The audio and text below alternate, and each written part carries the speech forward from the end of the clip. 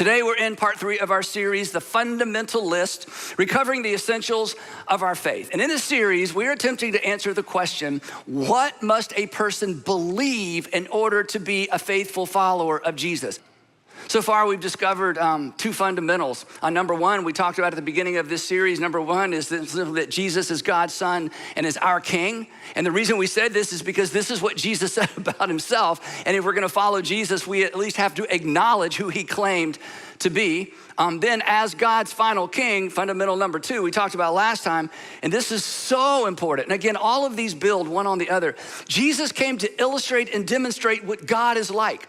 And then, to be a follower of Jesus, our King, who came to explain what God is like.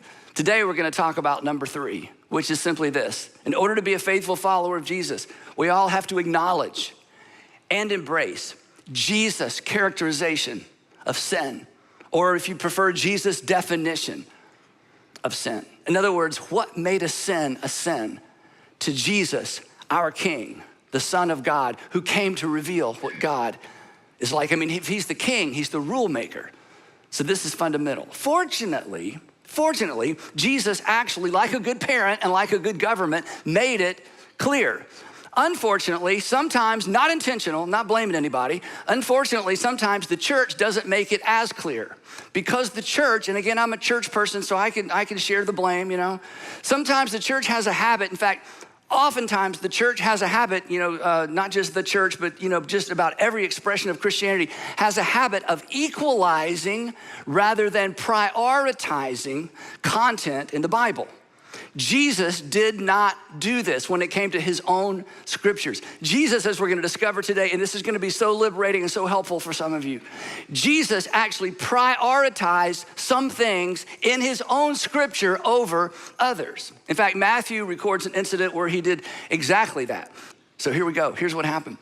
The Pharisee comes to Jesus and says, "Teacher, which is the greatest commandment in the law?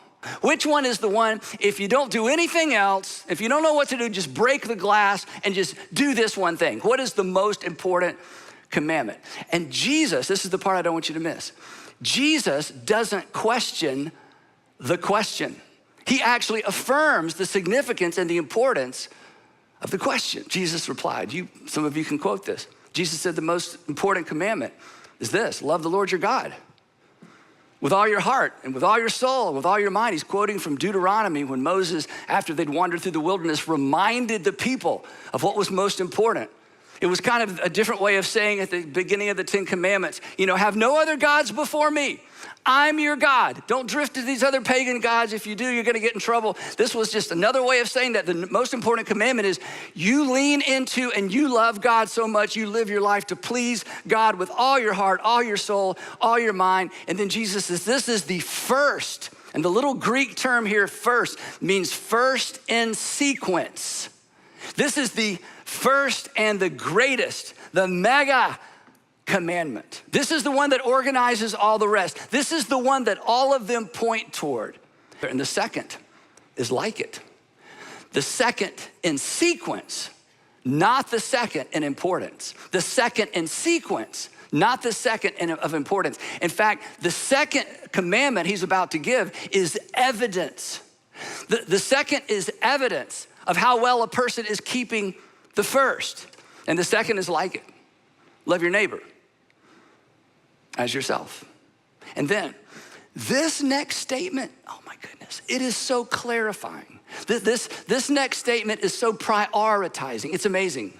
He says this: all, and for this Jewish group of people, this Jewish audience that was sitting there listening, this was amazing. All the law and the prophets, that's all of Torah and all the prophets and everything mixed back in, that we would consider our Old Testament. They just refer to it as the law and the prophets. All the law and the prophets hang on these two commandments, that love God and love your neighbor. The rest of it, it all hangs on those two. That your love for God is demonstrated and authenticated by your practical everyday love for others, not rule keeping. The way we say it around here is horizontal authenticates vertical.